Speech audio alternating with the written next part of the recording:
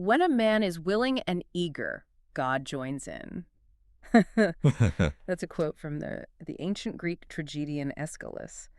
And honestly, when I first read that for today's deep dive, it felt, well, it felt a bit like a challenge. A challenge. How so? Like, okay, I'm willing, I'm eager, so where's the cosmic backup? You know? It is a heavy opener, isn't it? It sets a very specific stage. It implies a partnership, sure, but a partnership that's strictly conditional on our own state of mind. It puts the ball firmly in our court. Exactly. And that's really what we're diving into today. We're looking at a stack of sources, all centered around this text called The Inward Journey of the Willing Mind. And if you're anything like me, or probably 99% of people listening right now, you have, let's say, a complicated relationship with your own mind. Complicated is a very polite way of putting it. Right. I mean, usually we think of the mind as this chatterbox. It's the thing that wakes you up at 3 in the morning worrying about an email you sent 5 years ago. Oh, absolutely. Or that embarrassing thing you said in high school, just as you're trying to fall asleep. Yes. It feels like an obstacle, an enemy to peace. But the sources we're covering today, they flip that narrative completely on its head. They do. And this is the central twist of this deep dive. The source material argues that the mind is not the enemy. Not the enemy. In fact, the text explicitly states that if you can manage to turn it inward, there is no better friend than the mind. That is a massive claim. Because, in spiritual circles, the mind is usually the villain. It's the ego, the monkey mind you have to cage. Right. So our mission today is to unpack that. How do we turn this frenetic, wandering roommate inside our heads into our best friend? We're going to talk about willingness, a specific tool called Vivek, and a metaphor about a theater stage that, frankly, it blew my mind a little bit. It's a fascinating philosophical framework. And what I appreciate about these notes is that they don't just say, be peaceful and leave it there. Yeah. They acknowledge the struggle. They get that the mind is difficult and stubborn and unruly. So let's get right into the nature of the beast. Why is the mind so annoying? Why won't it just sit still and let us enjoy our coffee? Well, according to the text, the mind isn't actually trying to torture you. It's motivated by the exact same thing the soul is. Which is? It's looking for everlasting happiness. Okay, so its intentions are good. It's not malicious. It's just, what? Misguided. Precisely. The intention is pure. The problem, as the source explains, is a directional error. It's a navigation issue. A navigation issue. I like that. For millennia, the mind has been conditioned to look outwards. It chases objects, faces, status, the whole external world. It thinks, if I just get that car or that relationship, I'll have that everlasting happiness. And we all know how that goes. You get the thing, you feel good for 20 minutes. Maybe a week if you're lucky. And then the glow fades, and suddenly you're looking for the next thing. Exactly. The source describes this as the mind being in constant motion. It says it hasn't known how to be still, even for a moment, because it's engaged in a feverish and senseless pursuit after the objects of temporary gratification. Feverish and senseless. That hits home. It's not just a pursuit, it's fever. Like the mind is addicted to the hunt. And that addiction leads to what the text calls a cycle of dismay and disappointment. We shed tears over money or possessions or status. But because those things are temporary, the happiness they provide is temporary. So the mind it jumps to the next thing. Still hungry. Still hungry, exactly. It's not trying to hurt you. It's just looking in the wrong place. It's like someone looking for their keys under a streetlight because that's where the light is, even though they dropped them in the dark alley a block away. That is a perfect analogy. The outside world is bright and shiny and loud, so the mind hunts there. So if the mind is looking outwards and failing, the alternative is obvious, right? Look inwards. In theory, yes. But here's the catch. The mind doesn't know inwards exists. It's completely unfamiliar with that terrain. And this is where the source introduces the role of the master or the teacher. Right, I saw that. It says we need a guide to prove that this inward direction is even real. Because otherwise, the mind just sees a blank wall. It's like a map with a blank space where a continent should be. The teacher's job is to show the mind, look, there's a direction you haven't tried yet. So the teacher isn't just giving lectures, they're providing a proof of concept. Exactly. They are the proof that the inward journey actually goes somewhere. Okay, let's unpack this outwards versus inwards thing a bit more, because the text uses this really elaborate metaphor, the theater of life. And this part is, well, it's beautiful, but it's also kind of brutal. It is stark, yes. This comes from a quote by Sardar Bahadur Jagat Singh. He describes the world as a big stage and life as a dramatic performance. I love this part, but it also tripped me up. He says we're all just actors. Correct. He says various actors come to play their parts: king, queen, villain, pauper. But these are just predestined roles. Which is wild if you think about it. If I'm playing a villain in a play, I don't go home and rob a bank, right? I take off the costume, I wipe off the makeup, and I go home to my real life. That is exactly the point the source is making. It says, on its conclusion, the actors go their own way. The key takeaway here is about attachment. It's forgetting all about the ephemeral relationships. Oof, Yeah. ephemeral relationships. That sounds a little cold, doesn't it? My family, my friends, they don't feel like cast members. It does sound cold, and I think that's a natural reaction. It can sound detached. Yeah. But think about it in the context of the play. Okay. If you're playing Romeo, you're passionately in love with Juliet on stage. You weep for her, you die for her. It feels incredibly real in the moment. Right.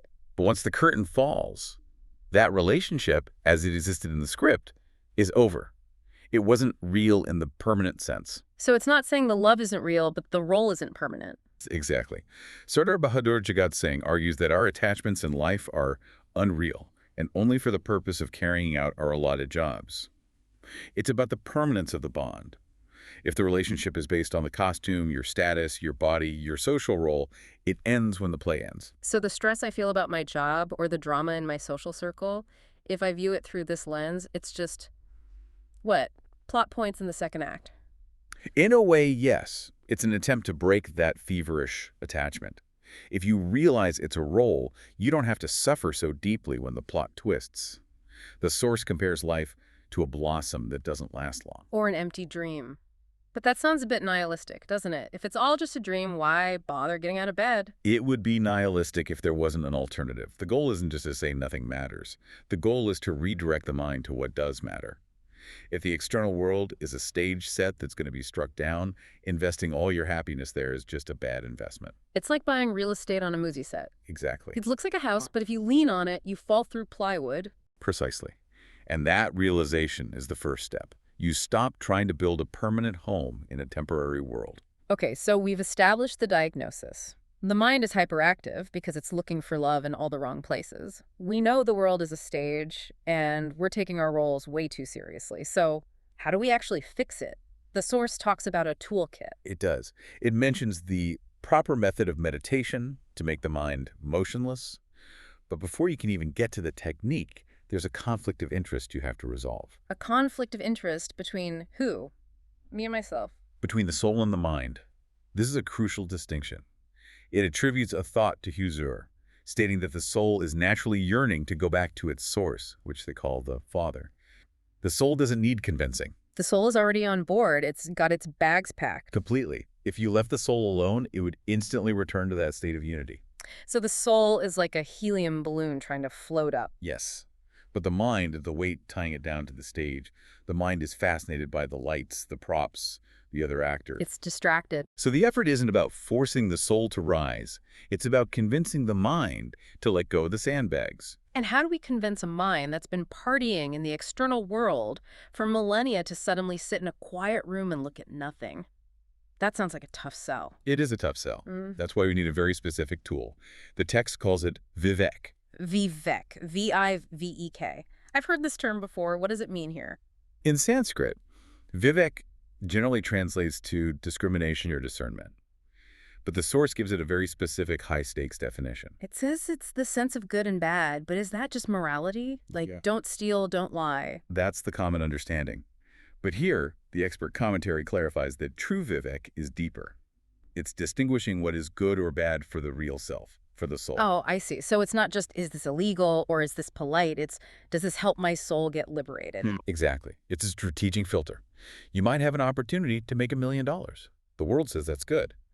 But if making that money requires you to obsess, stress, or entangle your mind further in the drama, true Vivek would classify that as bad for the self. That is a radical shift. It changes the metric of success completely. It does. The text defines the ultimate good very clearly. It's the soul's liberation and its merging back into its source. Everything else is secondary. So every decision becomes a binary choice. Does this support my ultimate freedom, or does it trap me in the costume? That's the rubric. And the source says that this willingness to direct every thought to support this noble cause is what pleases the divine. This is the link back to our opening quote. When a man is willing and eager. Right. When you use Vivek to align your life with that inward journey, that is the definition of being willing. You're not just sitting there. You're actively filtering your reality. And that is when God joins in. That makes willingness feel much more active. It's not just wishing for enlightenment, it's a contact sport. It is extremely active. The text asks a rhetorical question. Once we have marked up the objective in front of us, where then is room for apathy and complacency? Which brings us to the attitude of the seeker. Because, let's be real, meditation is hard. Detaching from the drama is hard. I feel like I fail at it 10 times a day. You're not alone in that. I sit down, and 2 minutes later I'm planning dinner or arguing with someone in my head. That is the universal experience. And surprisingly, to address this feeling of failure, the spiritual text quotes Winston Churchill. I laughed out loud when I saw this in the notes. You've got these mystics, Indian masters, Aeschylus, and then suddenly, Winston Churchill. It is an unexpected crossover event, but the quote fits perfectly.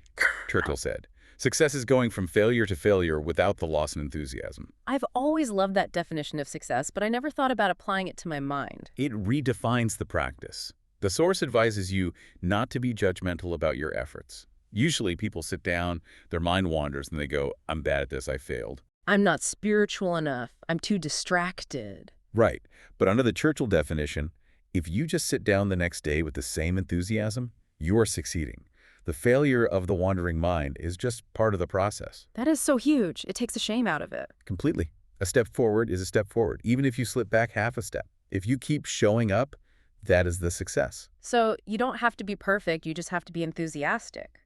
But where does that enthusiasm come from? Because honestly, after a few years of failing, the enthusiasm tends to, wane. That is a danger. And there's another element that drives this, according to the text. It's not just positive thinking, it's urgency. Urgency. That sounds stressful again. We just got rid of the stress with Churchill. It's a different kind of stress. It's a clarifying stress. The source emphasizes the transitory nature of life. It says every breath leaving our body is a reminder that time is passing by. The clock is ticking. It is. And if you truly believe this world is a temporary stage, then you realize you have limited time to get the work done. The text is very firm on this. It creates a sense of urgency that prevents apathy. I see. It's the difference between I have to write an essay eventually and the essay is due in an hour. Exactly. That deadline focuses the mind like nothing else. It cuts through the nonsense. So we have urgency to keep us moving and Churchill's advice to keep us from quitting. But there's one more strategy mentioned that I found really beautiful. It's about gratitude. Yes. This seems to be the secret sauce. Yes, this comes from Huzur Maharaj Ji. And this is a fundamental shift in how we approach the practice itself. Because usually when people pray or meditate, they're asking for stuff. Help me get this job, fix my back pain. Transactional. Yeah. We treat the divine like a vending machine. We put in a prayer, we expect a result. Right. But what does Huzur say? He says our approach should be entirely one of gratitude. We should always approach meditation with gratitude. We shouldn't be asking for things. We should be thanking the Father, as he puts it, for the opportunity to even be there. Thanking him for the human form, for the environment to practice. Exactly. The text notes, this very human birth is nothing but his grace. The idea is that gratitude shifts the vibration of the mind. If you sit down feeling lucky to be there, the struggle becomes less of a chore. It changes it from, I have to do this, to, I get to do this. Precisely. And the text connects this back to the God joins in concept. It says, let's be willing and eager to express our gratitude and meditation every day so intensely that he joins in. So intensely that he joins in, that's a powerful image. It's like gratitude is the signal flare. It is. It's the mechanism that makes the practice intense. It's not just mechanical repetition. It's an outpouring of thanks. And that emotional quality, that eagerness, is what transforms the mind from a wandering enemy into a willing friend. That's true. It's hard to be anxious and grateful at the exact same time. Almost impossible. So let's try to synthesize all of this.